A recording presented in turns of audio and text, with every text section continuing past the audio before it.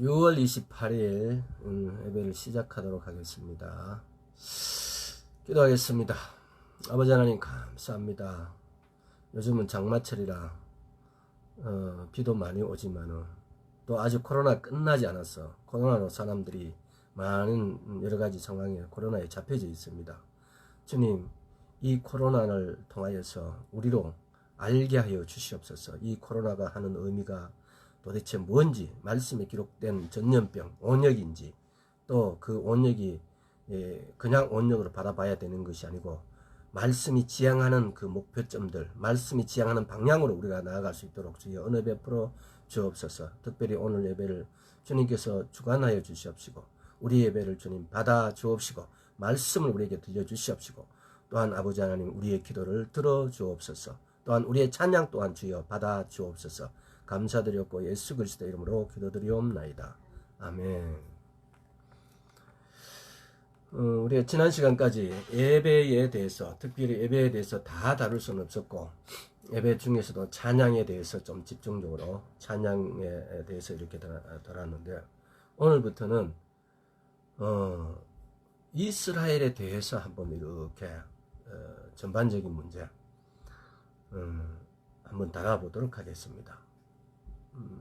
이스라엘 다룬다는 것은 굉장히 중요합니다. 지금까지 우리 신앙 체계에 있어 갖고 이스라엘은 대체된 신학에 의해서 이스라엘을 제외시키는 이런 우를 범했는데, 오늘날 많은 분들이 이스라엘에 대해서, 이스라엘의 회복에 대해서, 그리고 우리의 위치, 우리가 이스라엘하고 접붙인 문제, 그동안 로마서 9장, 10장, 11장은 많은 신학자나 목사님들로부터 그야말로 말씀을 전하는 타임에 늘 제외됐고, 로마서의 핵심은 로마서 8장이다라고 이렇게 주장했던 많은 부분들이 오히려 그 부분이 아니고 9장, 10장, 11장이 로마서의 핵심이라고 이렇게 역전되는 상황. 왜? 그것이 바로 이스라엘이 드러나는 상황인 겁니다. 그래서 오늘 우리가 오늘은 봉헌식에 대해서 한번 알아보고, 그리고 난 다음에 이스라엘의 1900년대, 그러니까 19세기부터 1897년도 이때 테오도르 헤르츠리 시온주의 운동하는 그 과정, 왜 시온주의 운동을 하게 됐으며, 거기서부터 쭉, 또 아니면은 또 이스라엘의 고대부터 지금까지 이스라엘 전쟁사를 통해서 또 이스라엘에 이런 전쟁이 있었고 이렇게 하나님께서 용서하셨고 또 왜 이런 전쟁이 일어났는 그 원인까지도 한번 쭉 대체적으로 이렇게 이스라엘의 역사를 쭉 이렇게 돌아보면서 말씀을 보면서 우리가 이스라엘에 대한 우리의 생각들을 다시 정립하고, 또 내가 이스라엘이라는 그 대체된 이스라엘이 아니라 우리가 이스라엘에 접붙임 받아야만 된다는 것. 구원은 요한복음 4장 22절에 구원은 이스라엘에게 유대인에게 남이라 라는 말씀, 또 로마서 1장과 10장인가 2장인가 로마서의 한 세 군데가 먼저는 유대인이요 그 다음이 헬라인이라고, 첫째는 유대인이라는 말씀에 성경이 말하는 첫째는 유대인은 어떤 의미를 갖고 있고 거기에 대해서 우리가 충분히 알아야만이 이방인으로서의 접붙임 받는 정확한 동기, 정확한 목적, 또 하나님에 대한 관계, 이스라엘에 대한 관계, 내가 이스라엘이 되지 않으면 안 되는 조건들, 또 성경이 말하는 이 마지막 때에 나의 위치를 알아야만이 앞으로 되어질 일들, 앞으로 하나님 나라가 임할 때에 내가 자세를 분명히 하고 내 태도를 분명히 해서 하나님 편에서는 그런 영화로운 일에 내가 참여할 수 있다는 겁니다. 그래서 하나님 편에 설 수 있도록 우리가 이스라엘을 알아야만이 이스라엘에 대해서 이스라엘인이 될 수 있다는 거. 그래서 오늘은 근래에 그 인터넷에 보면 어떤 구절 내가 몇몇 분인데는 카톡으로 보내주기도 했는데 과연 그것이 어떤 의미를 갖고 있는지 한번 다시 한번 살펴보도록 하겠습니다. 우리가 오늘은 봉헌식에 대해서 2018년 12월 9일 날에 이스라엘에서 봉헌식이 있었습니다. 봉헌식이 있었는데 70개 나라의 대표를 초청하고 그래서 봉헌식을 했는데 그 봉헌식의 의미가 우리는 잘 모르는 것 같아요. 봉헌식을 했다. 그럼 뭐에 대해서 뭘 하겠다고 봉헌식을 했는지 또 이 봉헌식의 의미가 뭔지 이런 걸 한번 쭉 살펴보면서 주님 오심 바로 우리 눈앞에 있다는 사실들을 우리가 알고 주의 오심을 예비하고 준비할 수 있도록 봉헌식에 대해서 먼저 알아보겠습니다. 봉헌하다는 것은 페스티벌 오브 데디케이션, 봉헌하다. 하나님 앞에 뭔가를 예를 들어서 재물을 헌납하는 이런 식이라고 해야 되나? 그래서 지금까지 보면은 제1성전, 제2성전이 있었습니다. 근데 제1성전 때 솔로몬 성전 질 때도 봉헌식을 했습니다. 제2성전 스룹바벨 성전 질 때도 봉헌식을 했습니다.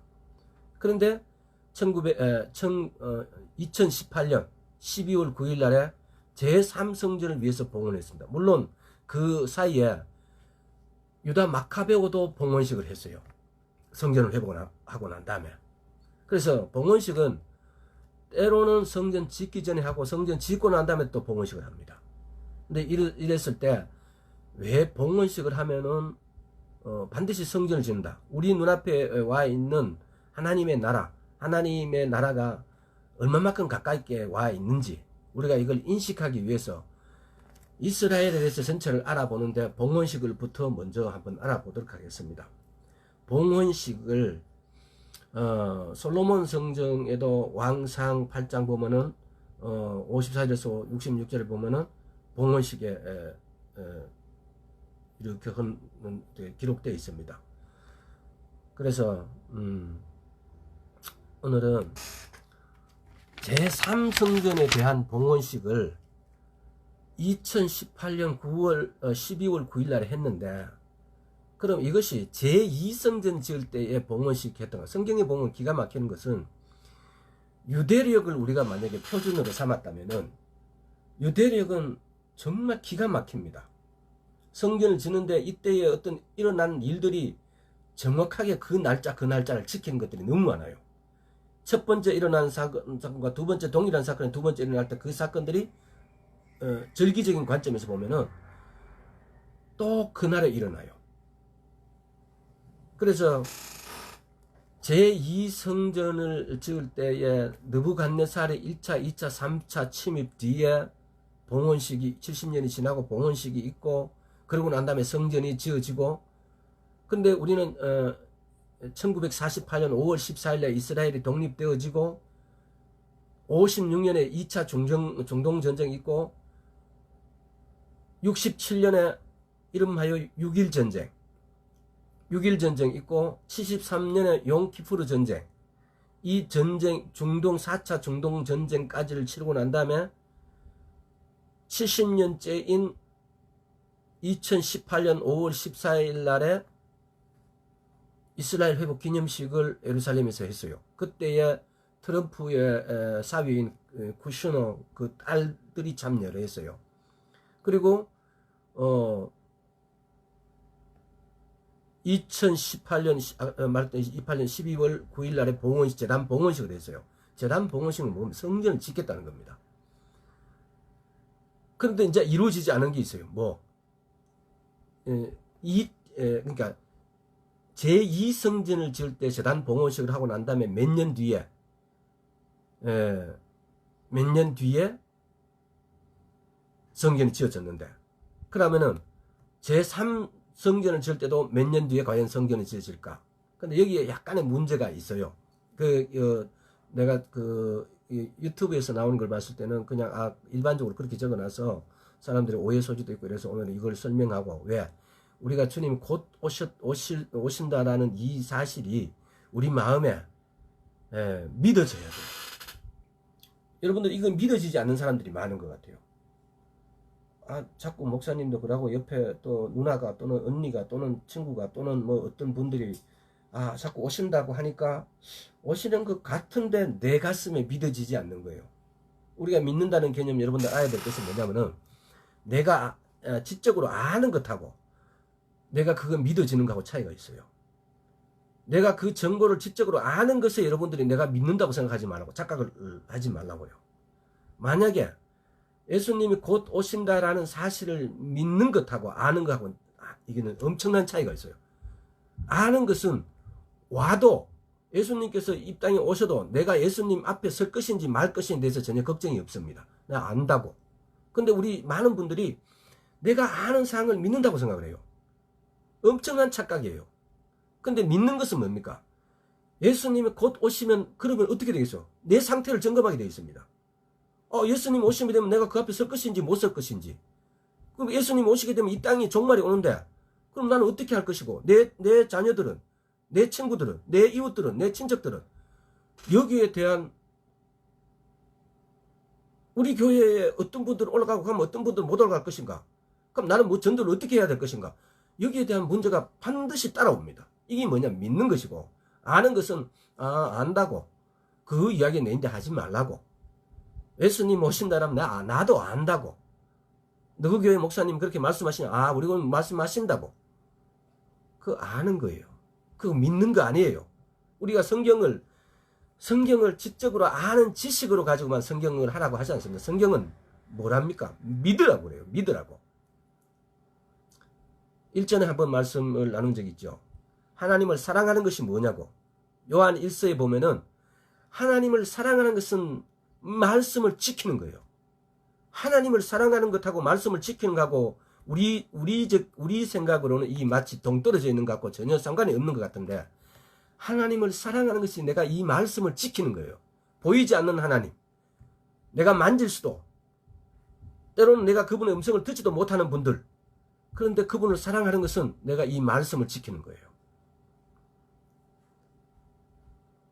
믿는다는 그 의미를 너무 자기 편의적으로 해석을 해버리기 때문에 이러한 일들이 성경적인 말씀들이 이루어지고 있음에도 안다는 것이 믿는다고 착각하고 있어요. 우리는 오늘 정말 이 부분을 회개해야 됩니다. 아는 것과 믿는 것은 하늘과 땅 차이입니다. 아는 것을 믿는다고 주장하지 마십시오. 대부분의 사람들이 아는 것을 믿는다고 주장하기 때문에, 생각하기 때문에 거기서 틀을 벗어나지 못해요. 그래서 성경에 2000번 이상 쓰여진 이스라엘을 그냥 넘깁니다. 내가 이스라엘이라는 그야말로 이 대체된 이 신학에 때로는 자기가 옳다고 생각하고 때로는 맞지 않다고 생각하고 그 생각도 안 해보고 그냥 그대로 넘깁니다. 왜? 이렇게 우리의 두뇌는 때로는 굉장히 착각을 잘합니다. 때로는 오해를 정말 잘합니다. 그게 IQ가 높고 낮은 거 떠나서 우리의 두뇌는 그렇게 어떻게 보면 아주 단순합니다. 우리 시야가 눈이 몇 초 이상을 한 곳에 집중해서 볼 수 없듯이 우리 두뇌 역시 마찬가지입니다. 너무나 당연한 사실들을 우리는 누군가가 무슨 학설을 하나 흘려놓으면 거기에 그냥 깜빡 속아버립니다. 이걸 우리는 그냥 우리 자신을 그냥 속았다라는 개념보다는 사탄 마귀가 주로 하는 공작이에요. 사탄 마귀가 우리로 하여금 이스라엘에 대해서 알지 못하도록 우리를 방해하는 거, 이거는 사탄 마귀의 공작이라는 겁니다. 우리는 여기서 눈을 떠야 돼요. 그래서 오늘 제가 일전에 몇몇 분에게 보여줬던 문제, 그걸 가지고 한번 다뤄보도록 하겠습니다. 봉헌식. 우리가 정말 수십 번 수백 번을 강조해도 부족함이 없는 2018년 12월 9일 날에 이스라엘에서 제단 봉헌식을 했습니다. 제단 봉헌식은 뭔 말입니까? 성전을 짓겠다는 겁니다. 제단 봉헌식 했는데 우리 교회는 우리는 눈이 감겨져 있습니다. 여기에 대해서 우리는 믿음이 없어요. 그야말로 아는 거예요. 우리 믿음을 여기에다 합쳐지고 그러면 이 봉헌식을 했으면은 곧 성전이 지어지게 됩니다.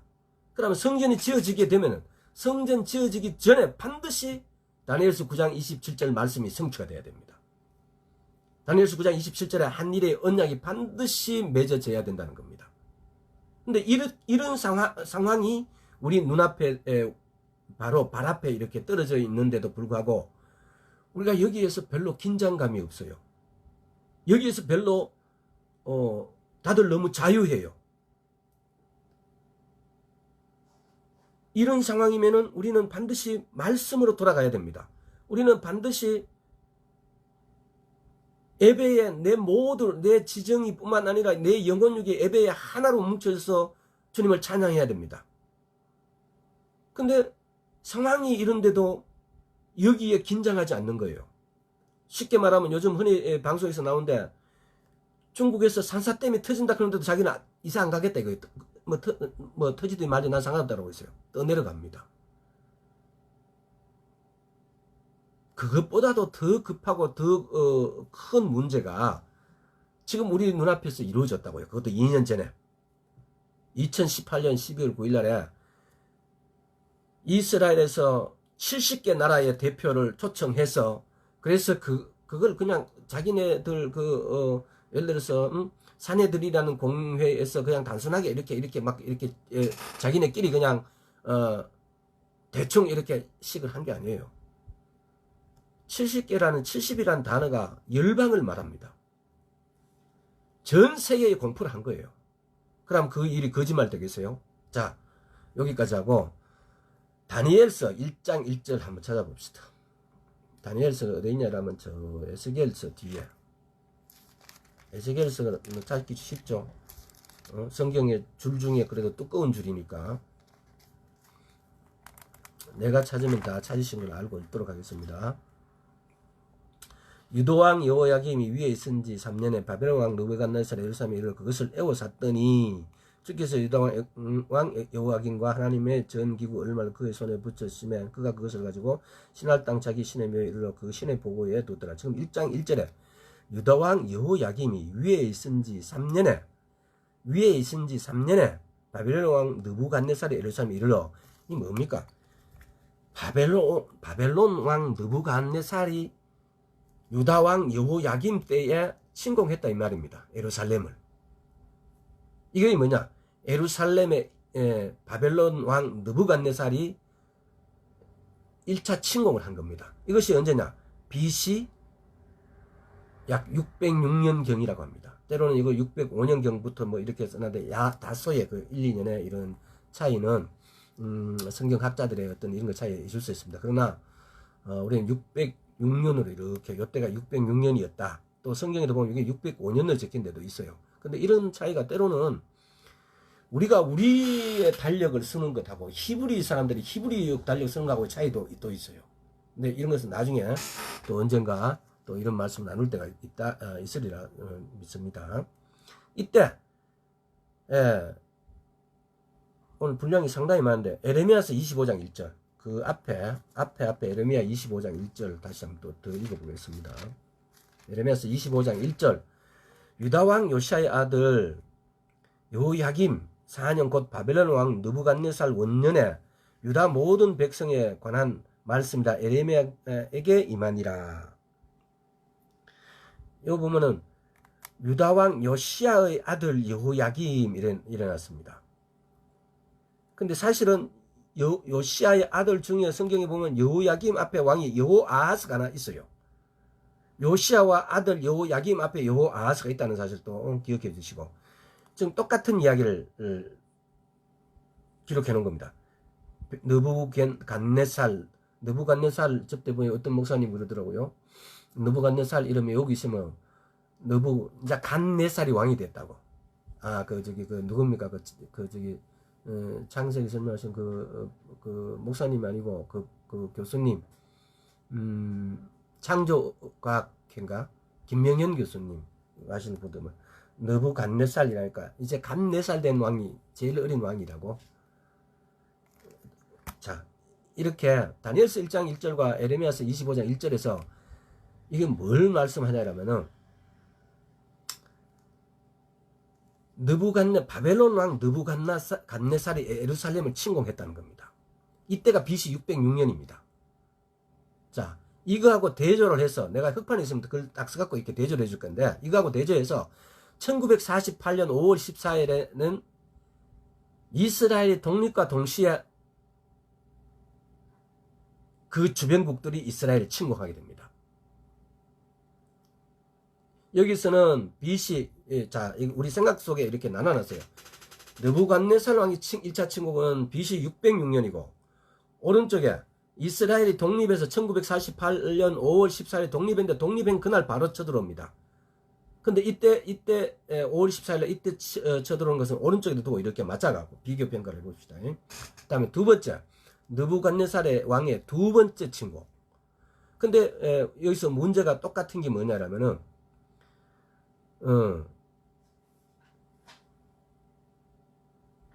이때 침공하는 그 연도가 느부갓네살이 1차, 2차, 3차 침공하는 연도와 이스라엘이 독립됐을 때 1차, 2차, 3차, 4차 중동전쟁하고 그 기간이 일치되는 데가 있다는 겁니다. 그래서 그것도 이렇게 맞춰보면서 한번 여러분하고 한번 맞춰보도록 하겠습니다.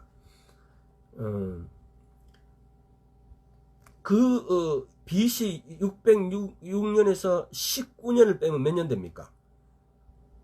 BC 587년이 되겠죠. 또 이스라엘의 전쟁 1948년에서 뭐냐면 BC는 이렇게 시간이 지나가면 어떻게 됩니까?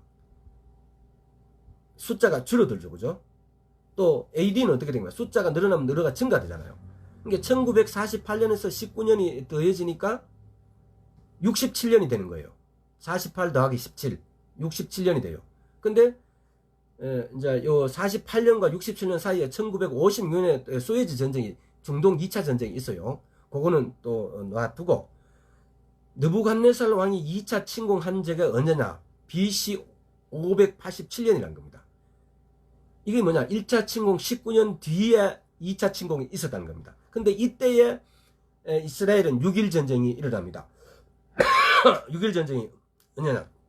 1967년 6월 5일부터 6월 10일까지 6일 전쟁이 일어납니다. 6일 전쟁 나중에 이걸 또 한번 오늘은 이렇게 간단하게 하고 나중에는 전체적으로 이스라엘에서 일어난 이런 중요한 전쟁들을 전체적으로 쫙 다루겠습니다. 왕하 25장 8절.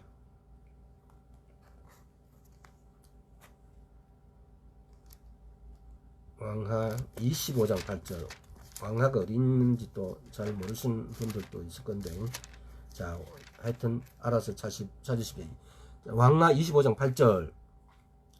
바벨론 왕 느부갓네살의 19년, 아까 전에 다니엘서 1장 1절, 에레미야서 25장 1절에서 원년에, 바벨론 왕 느부갓네살 원년에 이랬습니다. 근데 여기서 보면 바벨론 발음이 안 되네. 바벨론 왕 느부갓네살의 19년 5월 7일에 바벨론 왕의 신하 12대 장관 느부사라단이 예루살렘에 이르러, 느부갓네살의 신하 느부사라단이 예루살렘에 이르러, 이렇게 아주 좋은 표현이니까 이게 이르렀다 이 말이 뭔가, 이게 침공했다 이 말입니다. 그러니까 성경을 그래서 때로는 공부를 하면서 알아야 돼요. 왜? 이르렀다니까 그냥 그 사람이 놀러 왔는갑다 이렇게 생각할 수 있는데 그게 아니고, 이 느부갓네살이 2차 침공을 합니다. 이 역사를 쭉 이렇게 알면은 공부할 때도 있겠죠. 자, 또 에레미야서 52장 12절. 에레미야서 52장 12절. 바벨론 왕 느부갓네살 19년 5월 10일에 바벨론 왕의 어전 12대 장관 느부사라단이 예루살렘에 이르러. 똑같은 구절이죠. 똑같은 뜻이죠. 이게 뭐 이때 2차 침공을 했다는 겁니다. 근데 이게 보세요. 지금 여기서 제가 말씀드리고 싶은 게 뭐냐, 1차 침공, 느부갓네살이 1차 침공 다음에 19년 뒤에 2차 침공, 또 1948년 5월 14일 날에 독립전쟁을 치르고 난 다음에 19년 뒤에 67년 6일 전쟁 때 19년 뒤에 이렇게 전쟁이, 이 전쟁 날짜가 그대로 이렇게 턱턱 들어맞는다는 사실에 여러분들이 좀 시선을 좀 집중해 보세요. 그 다음에 에레미야서 세 번째, 에레미야서 52장 다시 찾으신 김에서 52장 28절에서 30절 28절에서 30절 읽도록 하겠습니다. 느부갓네살에 사로잡아 옮긴 백성이 이러하니라. 제7년에 유다인이 3023이요 느부갓네살의 18년에 예루살렘에서 사로잡아 옮긴 자가 832인이요 느부갓네살은 23년에 지금 18년에 일하는데 약간 19년은 원년에 19년에 이 말인데 여기서는 18년을 표현되어 있는데 아마 그것이 차이가 이렇게 달려 있습니다. 그래서 그거는 나중에 한번 보시면 이게 똑같은 시간이에요. 느부갓네살은 23년에 시리아장 장관 느부갓네살 그러니까 뭡니까 18년에서 23년이니까 약 6년 만입니까? 8, 9, 10, 11, 12, 13, 23이니까 6년 만이죠. 23년에 시대 장관 느부사라단이 사라잡아 옮긴 유다인이 745인이니 그 총수가 4600이었더라. 1차 침공 3023, 2차 침공 832, 3차 침공 745인이 침공해 이게 총 합쳐가 4600명이었단 말입니다. 이 3차 침공이 그러니까 2차 침공하고 6년 뒤에 3차 침공이 있었단 말입니다. 근데 아까 우측에 이스라엘 역시 마찬가지입니다. 2차 그러니까 67년 6.1 전쟁 후에 6년 뒤에 67년에다 6을 더하면 73년이다. 73년에 용키푸르 전쟁이 있습니다. 이거는 이스라엘의 중동 4차 침공 전쟁입니다.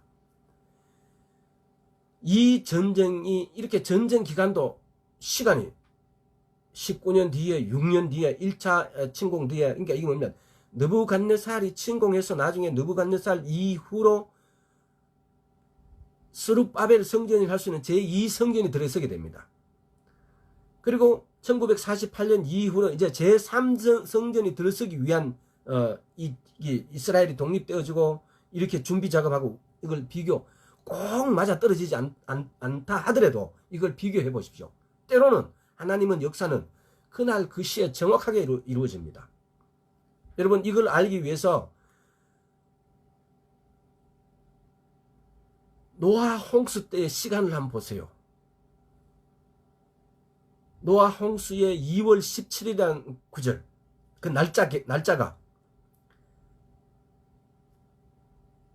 처음에 2월 17일에서 홍수비가 1월 그 17 나중에 그 창세기 6장부터 이래가서 그 날짜 노아 홍수가 끝날 때까지 날짜를 한번 보세요. 기가 막히게 그런 것도 날짜 그대로 기록되어 있습니다. 자, 그거 읽으면서 하나님께서는 때로는 이런 일들을 정확하게 그 날에 성취시킵니다. 그럼 여기서 우리가 뭐가 생각납니까? 여호와의 절기가 생각나야 됩니다. 왜? 하나님께서는 하나님은 절기를 이렇게 성경에다 쭉 이렇게 쉽게 말하면 이렇게 기록해놨어요. 뿌려놨어요. 왜? 그 절기는 그 시간대가 처음부터 하나님께서 말씀해놓고 그 시간대가 그대로 이론은 우리인데는 예언이고 근데 그 재언이 예언적으로 그렇게 정확하게 맞아떨어진다는 겁니다. 하나님의 하시는 일들은 이렇게 예언적이고 절기를 통해서 우리가 보면은 반드시 그 날짜에 그런 일들이 일어난다는 겁니다. 근데 이런 걸 우리는 보면서 성경이 약 27% 정도가 예언이라고 그랬는데 이 말씀이 너무나 정확하게 이루어진다는 겁니다. 그런데 우리 사실은 교회에는 그 성경적인 예언적인 어떤 모든 주님께서 예언적인 어떤 것들을 기록해난 절기를 우리가 싹 빼버렸어요. 하나님은 이 절기를 통해 하나님 일을 이루시는 게요. 하나님이 아담을 통해서 창조하시고 예수 그리스도를 통해 가지고 또 예수 그리스도 또 부활하시고 그 다음에 또 새하늘과 새 땅이 오고 전연왕국이 오고 휴거가 있고 이런 모든 문제를 절기 속에다 숨겨놨어요. 절기는 그걸 말하고 계세요. 근데 우리는 그 절기를 싹 뽑아버렸어요. 그러니까 크리스마스 같은 엉뚱한 행사가 기독교로 들어오게 돼 있고 부활절, 사순절 전혀 하나님께서 언급도 안 하는 이런 절기들이 기독교 안에 들어왔어요. 또 안식일을 빼먹어버려요. 안식일을 얻고 그냥 주일로 이렇게 하는 게 주일 여러분들 신학을 공부하신 분들은 보세요. 왜? 주일은 기록되어 있습니다. 역사에. 로마 카톨릭의 어떤 로마 황제들이 이걸 안식일을 주일로 대체했다는 기록이 들어가 있다고요. 근데 이걸 우리는 마치 그것이 하나님의 안식인 양하고 지금 지키고 있습니다. 왜? 역사가 말해주잖아요. 역사가 말해준다는 것은 뭡니까? 기록된 사실이란 겁니다. 그것은 진리는 아닙니다. 하나님의 말씀의 진리는 아니지만 기록된 사실로 우리가 그걸 이루고 있다는 겁니다. 뭐 잘못된 것은 것인데 마치 옳은 것처럼 생각하고 그 일을 진행하고 있다는 겁니다. 그래서 나중에 절기를 다시 우리가 공부를 할 때 절기를 다시 다룰 때가 있을 겁니다. 절기는 너무너무 중요합니다. 주님 오심을 우리 눈으로 알 수 있는 것, 안 봐도 아는 게 뭐냐? 절기를 공부해보면 절기 속에 주님 오신 날이 기록되어 있습니다. 진우라 반갑다. 아이고 우리 아들 와서 안식일 또 주일 예배를 들으니까 내가 힘이 나네. 기쁨이 솟네. 정말 주님 오심이 가까우니까 우리가 보면은 항상 인생이란 게 찬스가 있어. 기회가 있다 이 말이지. 근데 우리 학교 다닐 때 보면은 제가 학교 다닐 때는 약간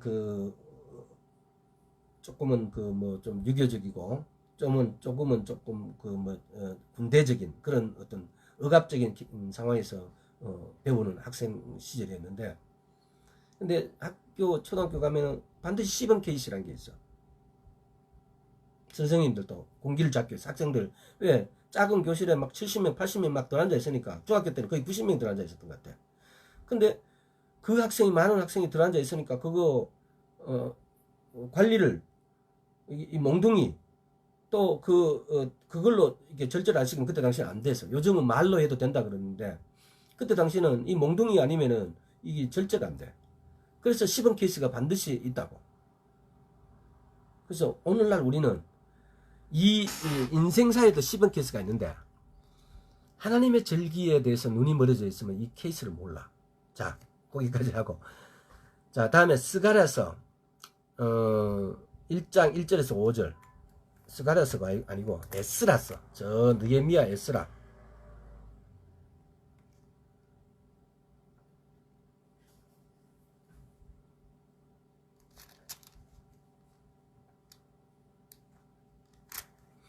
스가랴가 좀 보면 구약성경 712페이지 스가랴서 1장 1절에서 5절 읽도록 하겠습니다. 바사왕 고레스 5년에 여호와께서 예레미야 입으로 하신 말씀을 응하게 하시려고 바사왕 고레스의 마음을 감동시키시며 저가 온 나라에 공포도 하고 조서도 내려가로되, 바사왕 고레스는 말하노니 하늘의 신 여호와께서 세상 만국으로 내게 주셨고 나를 명하사 유다 예루살렘에 성을 건축하라 하셨나니 이스라엘의 하나님은 참 신이시라.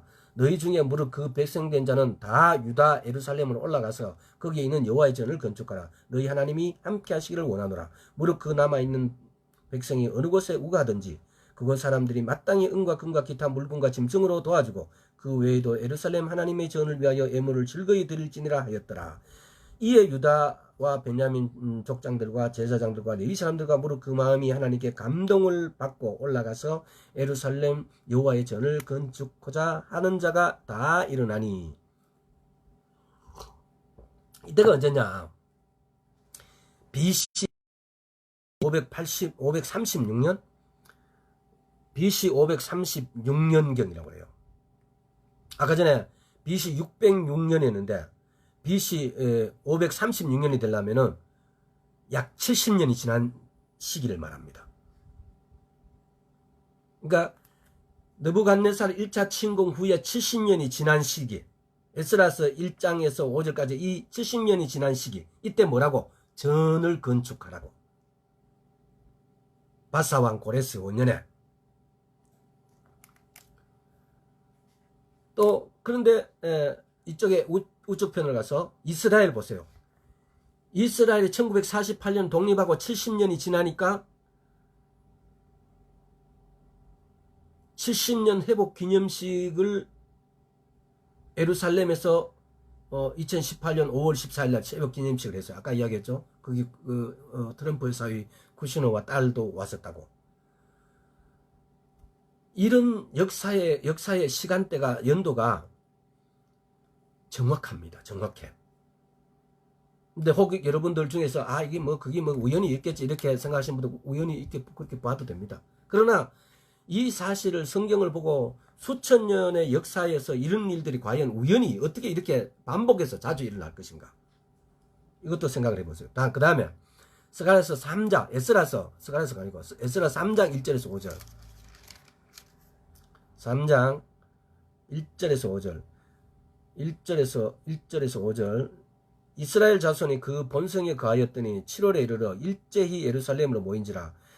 요사닥의 아들 에수아와 그 형제 제사장들과 스알디엘의 아들 스룹바벨과 그 형제들이 다 일어나 이스라엘 하나님 단을 만들고 하나님의 사람 모세의 율법에 기록한 대로 번제를 그 위에 드리라 할세. 무리가 열국 백성을 두려워하여 단을 그 터에 세우고 그 위에 조석으로 여호와께 번제를 드리며 기록된 규례대로 초막제를 지켜 번제를 매일 정수대로 날마다 드리고 그 후에는 항상 드리는 번제와 좌루와 여호와의 모든 거룩한 절기의 번제와 사람이 여호와께 즐거이 드리는 예물을 드리되. 지금 뭐 성경에 세워진 거예요 지금.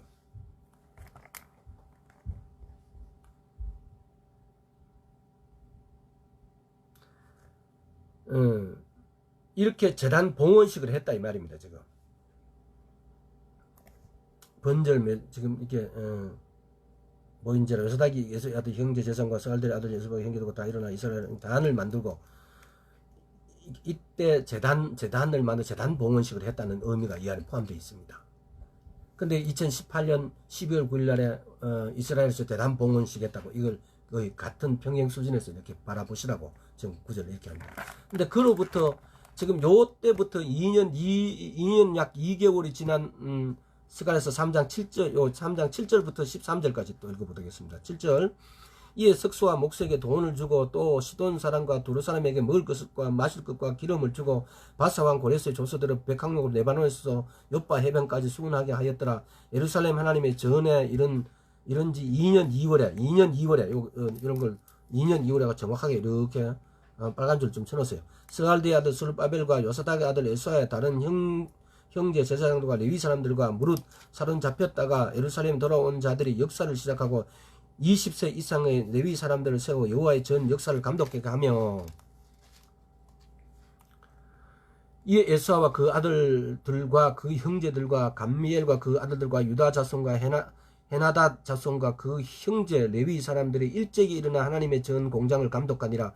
건축자가 여호와 전 지대를 놓을 때에 제사장들은 예복을 입고 나팔을 불고 아삽 자손 레위 사람들은 재금을 들고 서서 이스라엘 왕 다윗 규례대로 여호와를 찬송하되 서로 찬송가를 화답하며 여호와께 감사하여 가로되 주는 지선하심으로. 아마 이때 여호와께 감사하다 이런 것은 나바의 찬양일 것이도 모릅니다.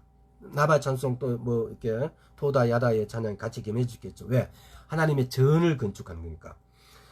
그 하신 곳을 만드는 것이니까. 그 인자심이 이스라엘에게 영원하시도다 하니 모든 백성이 여호와의 전지대가 놓임을 보고 여호와를 찬송하며 큰 소리를 즐거이 부르며 제사장들과 레위 사람들과 족장들 중에 여러 노인은 첫 성전을 보았던 거로 이제 이 전지대 놓임을 보고 대성통곡하며 여러 사람이 기뻐하며 즐거이 부르니 백성의 크게 외치는 소리가 멀리 들리므로 즐거이 부르는 소리와 통곡하는 소리를 백성들이 분변치 못하였느니라.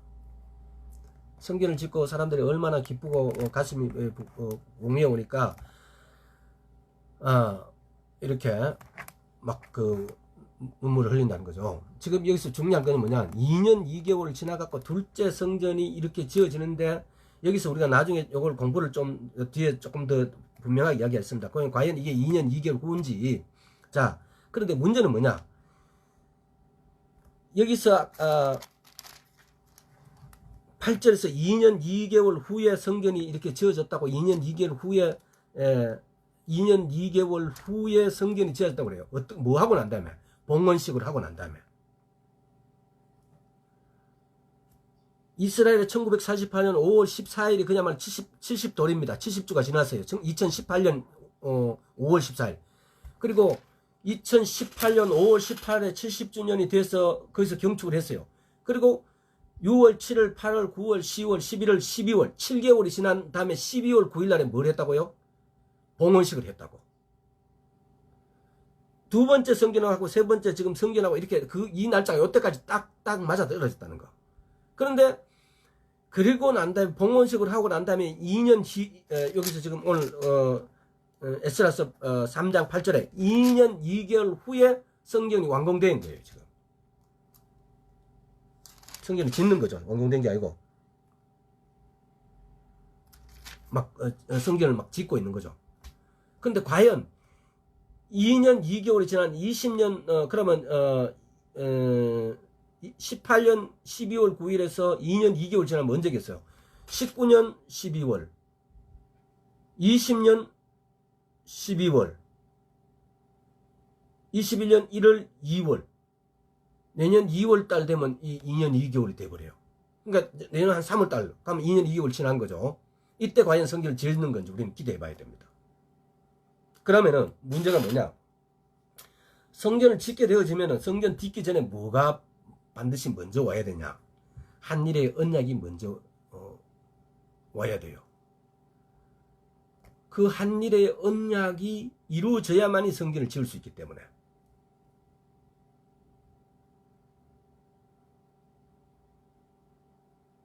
자, 그런데 여기서 잠시 그러면은 여기서 문제가 약간 발견돼요. 무슨 문제가 발견되냐라면은 2년 2개월이 과연 그러면은 에스라에서 말한 2년 2개월이 아니냐, 17년이라는 세월이 더 지나가, 그게 이렇게 묻혀져 있어요. 이거는 좀 연구해 봐야 되는 부분인데, 무슨 말이냐라면은 성경 역사를 이렇게 보면 처음에 전쟁이 끝나고 70년 지나고 성경을 지으려고 그랬는데 방해를 해요. 방해를 해서 결국은 못 지어요. 그러고 난 다음에 성경 읽어본 사람 다 알 거예요. 그러고 난 다음에 막 그 방해를 하니까 17년이 지나간 뒤에 고레스 왕인데 아까 읽었던 그때부터 다시 성경을 짓기 시작해요.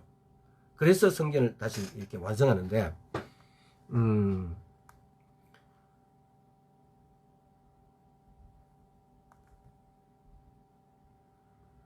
스가랴서 그럼 다시 한번 봅시다. 이런 걸 설명하기 위해서 스가랴서를 이거 참 좀 복잡한 스가랴서 4장 9절 저 뒤에 말라기서 앞에 스가랴서 4장 9절 스룹바벨의 손이 이전의 지대를 놓았은즉 그 손이 또한 그것을 마치리라 하셨나니 만군의 여호와께서 나를 너희에게 보내신 줄을 내가 알리라 하셨느니라. 스가랴서에 보면 스룹바벨은 임무가 있어요. 스룹바벨의 손이 이전의 지대를 놓았은즉 그 손이 또한 그것을 마친다고 하고. 자, 요거에 맞춰가지고 과연 그러면 이렇게 되는지를 한번 살펴보겠습니다. 스가랴서 전도사님 어서 오세요. 스가랴서 3장 10절. 에스라서 나 왜 이리 자꾸 헷갈리냐? 스가랴서하고 에스라서하고. 에스라서 3장 10절. 에스라서 3장 10절. 건축자가 여호와의 전지대를 놓았을 때에 제사장들은 내복을 입고 나팔을 들고 아삽 자손 레위 사람들은 재금을 들고 서서 이스라엘 왕 다윗의 규례대로 여호와를 찬송하되. 이 전지대를 놨다 그래요. 또 스가랴서 4장 7절에서 23절 보겠습니다. 이거 다 읽어봐야 되겠네, 그죠? 자, 빨리 읽도록 할 테니까 따라오세요. 여사닥 때에 비슬림과 미드락과 다부엘과 그 동료들이 바사왕 아닥사시스에게 글을 올렸으니 그 길은 아람 문자와 아람 방언으로 서서 진술하였더라.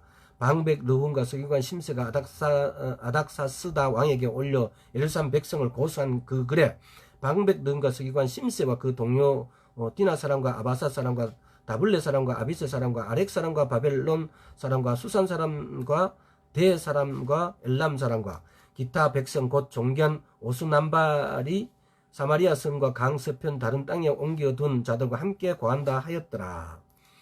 아닥사스다 왕에게 올린 그 글이 초본에 이르하니 강서편에 있는 신복들은 왕에게 고하나이다. 왕에게서 올라온 유다 사람들이 우리의 곧 예루살렘에 이르러 이 폐역하고 악한 성읍을 건축하는데 이미 그 지대를 수축하고 성곽을 건축하오니 이제 왕은 아시옵소서. 만일 이 성읍을 건축하고 그 성곽을 마치면 저 무리가 다시는 조공과 잡세와 부세를 바치지 아니하리니 필경 왕들에게 손해가 되리이다. 우리가 이제 국의 소금을 먹는 거로 왕의 수치당함을 참아보지 못하여 보내어 왕에게 고하오니 왕은 열조의 사기를 살피시면 그 사기에서 그 사기 역사서. 이 성읍은 폐역한 성읍이라 예로부터 그 중에서 항상 반역하는 일을 행하여 열왕과 각도의 손해가 된 것을 보시고 아실지라. 이 성읍이 회파됨도 이 까닭이니다.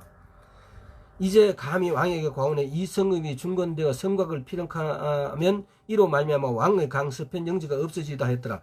왕이 방백 르훈과 서기관 심스와 사마리아 거한 저희 동료가 강서편 다른 땅 백성에게 조서를 내리니 일렀을 때 너희는 평안할지다. 너희 올린 것을 내 앞에서 낭독시키고 명하여 살펴보니 과연 이 성읍이 예루살렘부터 열왕에 거역하며 그 중에서 항상 폐역하고 오만하는 일을 행하였으며 옛적에는 예루살렘 주재하는 큰 왕이 있어 강서편 모든 땅도 주재하며 조금과 잡수와 부서를 저에게 바쳤도다. 이제 너희는 명을 전하여 그 사람들의 역사를 그치게 하여 그 성을 건축하지 못하고 내가 다시 조서를 내릴 길을 기다리라. 너희는 상가서 이 일에 게으르지 말라. 어찌하여 화를 다하여 왕들에게 손해가 되게 하랴 하였더라. 아닥사스다 왕의 조서 초본이 르훈과 서기관 심스의 그 동료 앞에서 낭독되며 저희가 예루살렘에서 급히 가서 유다 사람들을 보고 권력으로 억제하여 그 역사를 그치가니. 지금 뭡니까? 그 지방에 있는 사람들이 이 아닥사스다 왕 때에 건축을 못하게 막은 거지. 지금 이게 뭐냐? 약 17년간 70년이 지나고 왔는데 약 17년간 공사를 못하게 해버려요. 그리고 난 다음에 다리오 있을 때 다리오 1세라는 다리오 왕 때 와이용 2년에 조서가 다시 내려져요. 자, 스가랴서 6장 8절에서 12절. 내가 또 조서를 내려서 하나님의 이 전을 건축함에 대하여 너희가 유다 사람의 장로들에 행할 것을 알게 하노니 왕의 재산 곧 강서편 세금 중에서 그 경비를 이 사람들에게 신속히 주어 저희로 지체지 않게 하라. 또 그 수용물 곧 하늘의 하나님께 드릴 번제의 수송아지와 수양과 어린 양과 또 밀과 소금과 포도주와 기름을 예루살렘 제사장의 소청들의 영락없이 날마다 주어 저희로 하늘의 하나님께 향기로운 제물을 드려 왕과 왕자들의 생명을 위하여 기도하게 하라. 내가 또 조서를 내노니 물론 누구든지 이 명령을 변개하면 그 집에서 들보를 빼어내고 저를 그 위에 메어 달게 하고 그 집은 이로 인하여 거름더미가 되게 하라. 만일 열왕이나 백성이 이 조서를 변개하고 손을 들어 예루살렘 하나님의 전을 헐진대 그곳에 이름을 두신 하나님의 저희를 멸하시기를 원하노라. 나 다리오가 조서를 내려놓으니 신속히 행할지어다 하였더라. 아닥사스다 왕은 못 짓게 해요. 근데 다리오 왕이 짓게 하자마자 다시 이걸 짓게 하는 겁니다. 이게 뭐냐? 17년이 처음 느헤미야와 에스라 갔을 때 전을 지으려고 하니까 방해하고 난 다음에 17년이라는 세월이 지났습니다. 그러고 난 다음에 스가랴 4장 24절, 6장 15절 읽겠습니다. 다리오 왕 6년 아달월 3일에 전을 피력하니라. 이 다리오 왕 6년 아달월 3일에, 아달월은 거의 우리의 1, 2, 3월 달에 해당하는 거예요. 전을 피력하니라. 이때 전을 피력했다고요.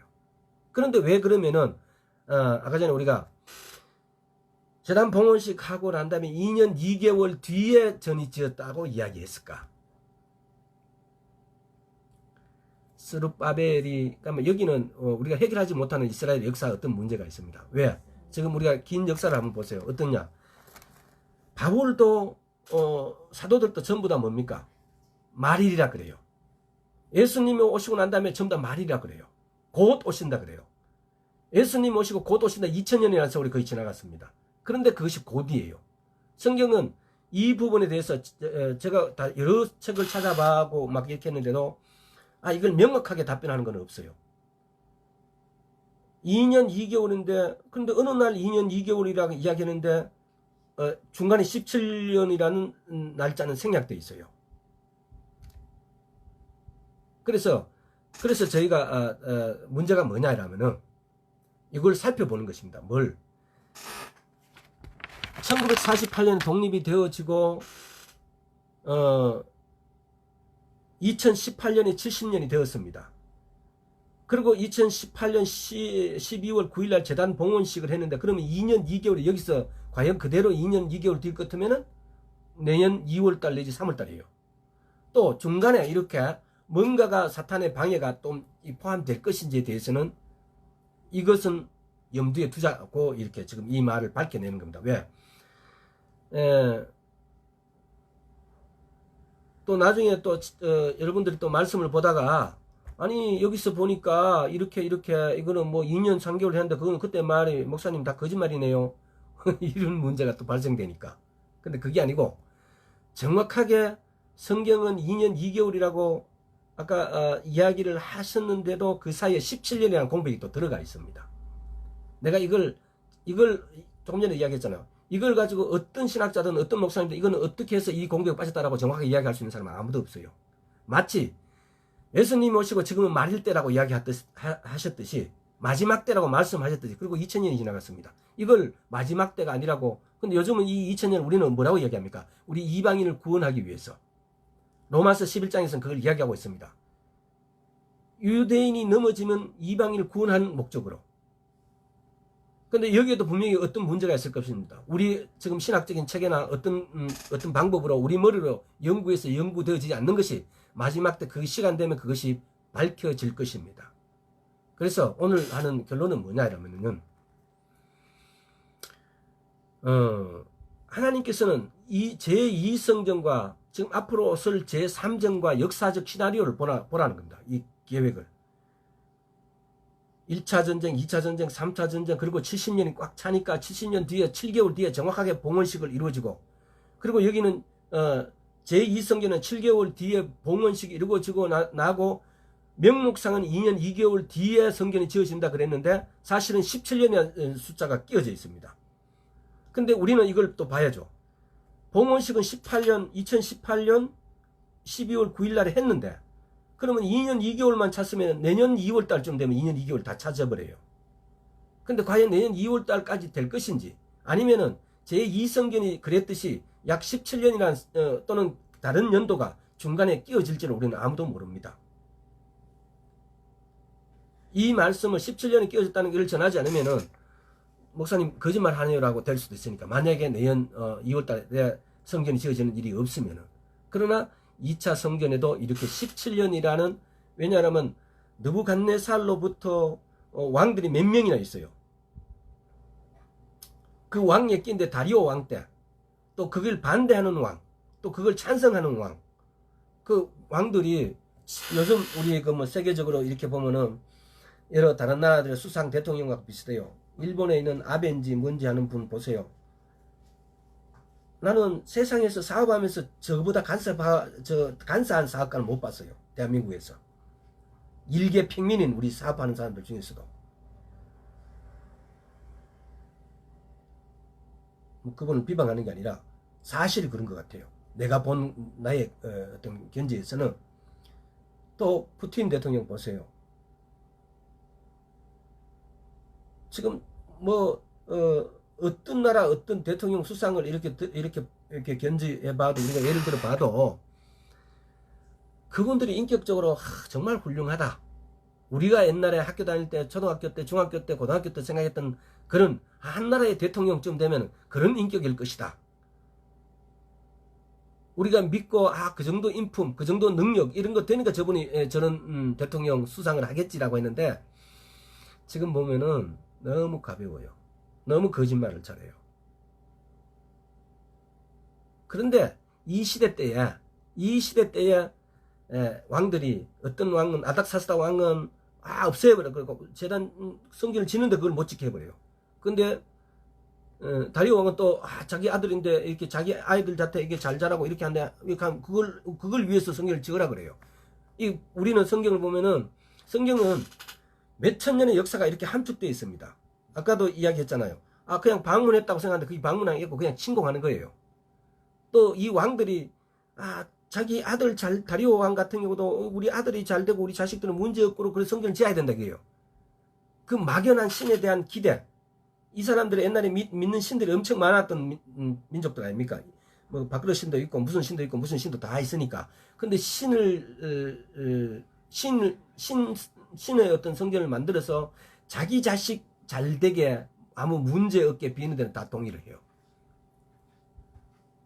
그러니까 하나님의 말씀대로 사람들이 사는 게 아니고 자기의 욕심, 자기의 목적대로 살기 때문에 어떤 왕은 벌어라 그러고 어떤 왕은 지어라 그런 겁니다.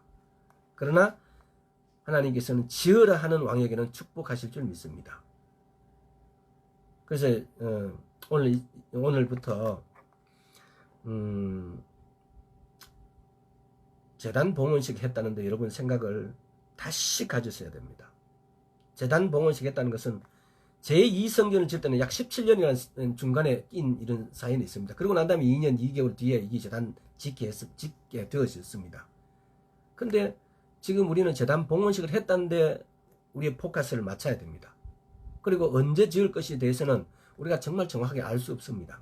그러나 그것이 적어도 오늘 이 방송을 듣는 여러분과 제가 살아있을 때입니다. 앞으로 17년 안에 죽을 사람 한번 손 들어보세요. 아무도 없어.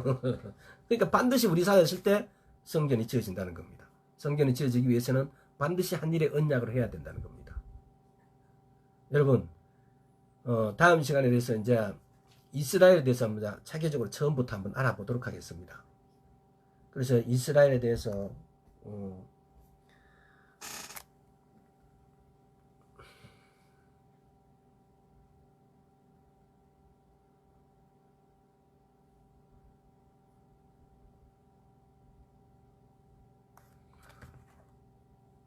다시 처음부터 알아볼 수 있는 그런 시간을 한번 갖도록 하겠습니다. 그래서 이스라엘을 알아야만이 내가 왜 이스라엘인이 되어야 되고, 또 우리의 눈이 태초부터 새말까지 이스라엘에 향해 있어야만이 하나님의 오심에 대하여 눈 감겨져 있지 않게 되어집니다.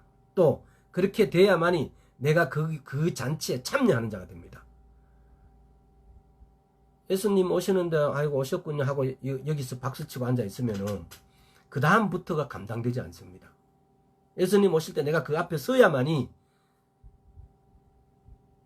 내가 그 잔치에 참석하게 되고 내가 하나님 나라에서 백성으로서의 또는 신부로서의 역할을 감당하고 정말 기쁜데, 다시 말하면 뭡니까? 환난이 와도 우리가 예수를 믿음으로써 이 환난이 내인데 두려움으로 와서 닿아야 되는 게 아니고 기쁨으로, 물론 두려워해야 되는 부분이 있습니다. 우리가 보면은 성경에 보면은 두려워하다는 말을 이제 영어권에 있는 우리 진우린 들어봐봐. 영어권에 있으니까 영어권에 있는 사람들은 be afraid of로 이렇게 두려워하다 이런 내용도 쓰였지만은 이 우리 성경에 두려워하다 이 말들은 때로는 afraid로 fear라는 두려움, 공포 이런 내용이 아니고 in awe of라고 되어 있는 구절이 있습니다. 경외함. 이게 두려움. 이렇게 내가 정말 하나님을 너무나 존중해서 경외함으로 두려워해야 되는 거지. 왜? 그러니까 지금 여기서 하는 말이 뭐냐면 두려워하는데 우리가 두려워해야 될 부분, 예수 그리스도를 믿는 분들이 두려워해야 될 부분들은 in awe of예요. 하나님을 경외함으로 두려워해야 되는 거지.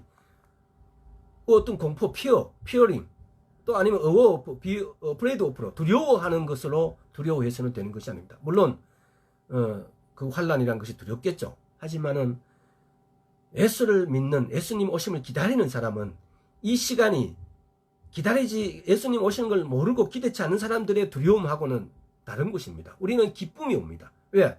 이 땅에서 얼마나 여러분들이 훌륭하게 멋있게 잘 살았습니까? 그렇지 않잖아요. 다 쪼그리로 살았잖아요.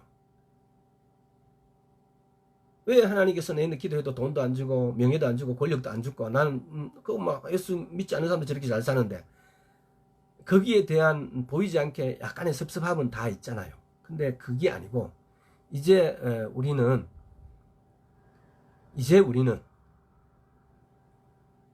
in awe of, 하나님 안에서 하나님을 경외하는 두려움, 하나님을 경외함으로 우리가 놀랄 것입니다. 그래서 이 마지막 때도 우리는 믿지 않는 자의 놀라는 것이 놀라는 게 아니고 하나님을 경외하게 되어집니다.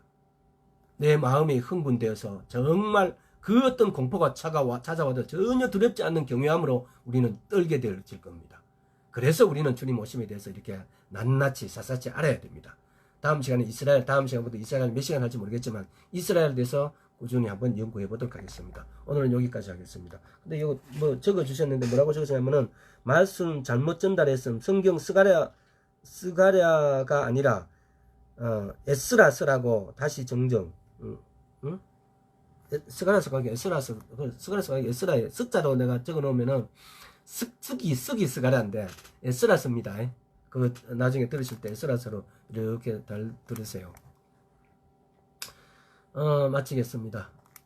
아버지 하나님 감사합니다. 주님, 성령님 임하시옵소서. 주님, 오늘 예배를 같이 드리는 모든 우리 가족들에게 주님 은혜 베풀어 주시옵소서. 이 시간 주님 은총을 내려주시옵시고, 주님 이 시간 은총을 내려주시옵시고, 또 주님 오 칼랄라바라사 칼라바라바라바사, 주님 오 나또에서 칼랄라바라바라사 임재를 내려주셔서 주님이 하고 있음을, 주님이 말씀 전하고 있음을 알게 하여 주시옵시고, 주님 오실 때가 심히 가깝다는 것도 또한 알게 하여 주시옵시고, 우리가 다른 것 바라보지 않고 오직 주님 바라봄으로 승리할 수 있도록 주의 은혜 베풀어 주시옵소서. 주의 오시는 길을 예비하고 준비할 수 있도록 또한 아버지 하나님, 우리가 주님을 사모함으로, 간절함으로, 갈급함으로 가득 차게 하셔서 오직 주는 기다리는 마음으로 아버지 넉넉하게 하여 주시옵시고, 세상 환경에서는 아버지 두려움 모든 것에서 떠내려가게 하여 주시옵소서.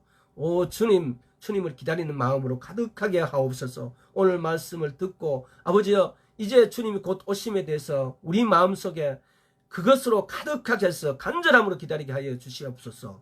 오 주님 감사드렸고 예수 그리스도 이름으로 기도드리옵나이다. 아멘. 질문 있으신 분은 따로 전화를 주세요. 오늘 말씀에 대해서 우리 전도사님 스가랴서 4장에서 10절이네요. 아니요, 여러 군데 많이 했어요. 오늘 여기까지 하겠다. 전화 주세요.